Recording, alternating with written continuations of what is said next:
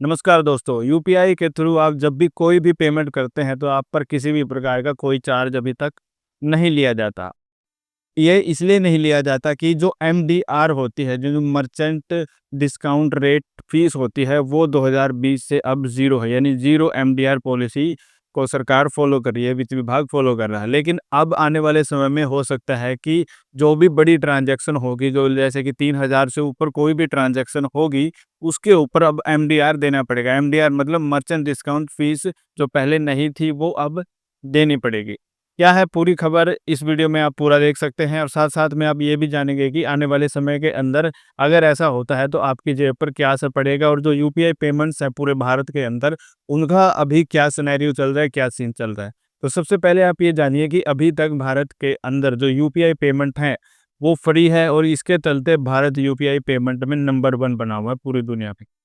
इसके चलते-चलते जो रिटेल के अंदर जो यूपीआई पेमेंट का हमारा ट्रांज़ैक्शन का, डिजिटल ट्रांज़ैक्शन का जो आंकड़ा है, जो उसकी हिस्सेदारी है, वो 80% तक पहुँच गई है। सरकार ने अभी तक merchant discount rate fees zero कर रखी थी, सिर्फ़ और सिर्फ़ कुछ एक चुनिंदा प्रोडक्ट पर ये थी। लेकिन अभी बैंकों और जो भी पेमेंट फाइनेंशियल्स हैं, जो कि इस तरह की सुविधाएँ प्रोवाइड करते हैं, उनका ये कहना है कि इनसे अब उनके ऊपर जो लोड है वो बढ़ गया है और ज़्यादा वो अगर फ्री में ये सब चीज़ें करेंगे तो उनका आर्थिक तौर पर नुकसान होगा। तो सबसे पहले तो आप ये जानिए कि पछतावा क्या है? पछतावा ये है कि जो भी बैंक हैं और जो भी जो ये पेमेंट वगैरह गेटवे हैं, जो फिनटेक कंपनियाँ हैं, ये चाहती हैं कि जो मर्चेंट लेवल के ऊपर जो भी पेमेंट ट्रांज़ैक्शन फ़ीस होती थी, यानी जो मर्चेंट डिस्काउंट रेट फ़ीस होती थी, जो ज़ीरो कर रखी है 2020 से, उसको 0.3% रखा जाए। ऐसे मर्चेंट के लिए जिनका जो सालाना टर्नओवर है वो काफ़ी अच्छा है। अभी तक मैं अगर आपको बताऊँ, आंकड़े ये बताते हैं कि जो डेबिट कार्ड और क्रेडिट कार्ड है, 0.9% से लेकर 2% तक उन पर एमडीआर फ़ीस लागू होती है। लेकिन इसके अंदर जो रुपे क्रेडिट कार्ड हैं, वो उनको छूट मिली है, उन पर लागू नहीं होते। इसके साथ-साथ अगर दूसरे आंकड़ों की बात करें, तो अभी तक 2020 से लेकर अगर कुल मूल्य की बात करें तो यूपीआई ट्रांज़ैक्शन के अंदर 60 लाख करोड़ रुपए का कुल एक तरह से लेन-देन हो चुका है, यानी ट्रांज़ैक्शन पेमेंट हो चुकी है। और बैंकों का ये कहना है कि बैंक और जिन्होंने भी ये प्रस्ताव रखा है, जितने फिनटेक हैं और पेमेंट जो भी गेटवे वाली कंपनियाँ हैं, उनका ये प्रस्ताव, उन्होंने ये कहा है कि इतनी बड़ी मात्रा के अंदर जब हम ऑपरेशनल जो हमारा कॉस्ट है वो बढ़ जाता है। तो अगर हम जो एमडीआर है, वो सरकार ने जिसे बंद कर रखा है, वो चालू कर देंगे, तो उससे जो हमारा इंफ्रास्ट्रक्चर है और जो टेक्नोलॉजी में और ज़्यादा हमारा काम करने का जो इन्विज़न है, वो बढ़ जाएगा। यानी देखा जाए तो मोटा-मोटा वो ये कहना चाहते हैं कि हमारे खर्चे बढ़ गए हैं इन सब चीज़ों से, क्योंकि चाहे ₹5 कटें आपके अकाउंट से, चाहे आपके अकाउंट में 50,000 रुपए आए, क्योंकि होने तो वो यूपीआई के माध्यम से है, यूनिफाइड पेमेंट इंटरफेस के माध्यम से है। तो इस पर अब सरकार का क्या रुख है? हालिया जो सिचुएशन है उस पर सरकार क्या मतलब कर रही है?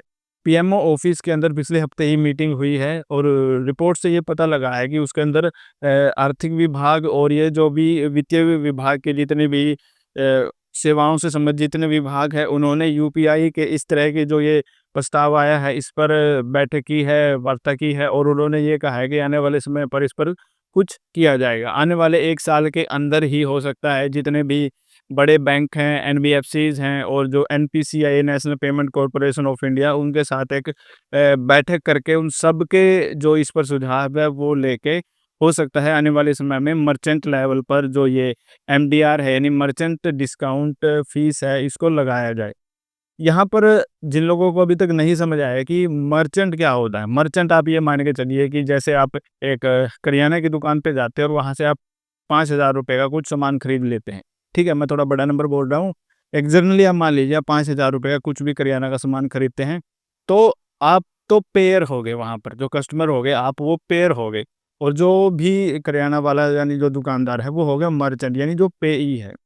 तो यहाँ पर जो ये फ़ीस लगाए जाने की बात हो रही है, वो मर्चेंट के ऊपर हो रही है, 0.3% ये बात हो रही है, क्योंकि अगर उसका सालाना टर्नओवर है, उन्हीं पर लगाया जाए और 3000 की जो कम की ट्रांज़ैक्शन है, उस पर ना लगाया जाए। 3000 से ऊपर की ट्रांज़ैक्शन, यानी 3000 से ऊपर रुपए जब वो एक्सेप्ट करता है, तो उस पर लगाया जाए।